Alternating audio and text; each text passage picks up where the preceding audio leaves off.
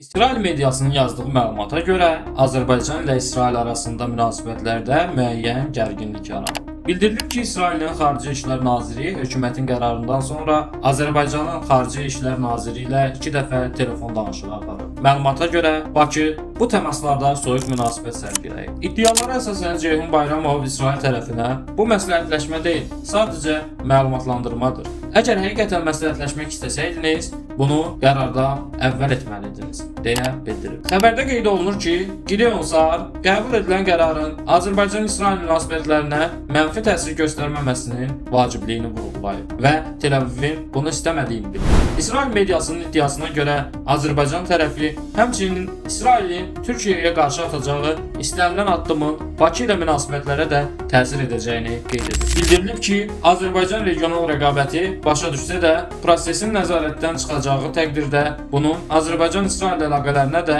mənfi təsir göstərəcəyini vurğulayıb. Həmçinin Türkiyə ilə İsrail arasında balans siyasəti aparılmayacağı və Azərbaycanın bu məsələdə Türkiyənin maraqlarını prioritet hesab etdiyi iddia olunub. Bu məlumatlar İsrail mediasında yayılan iddialardır və tərəflər tərəfindən rəsmi şəkildə təsdiqlənməyib.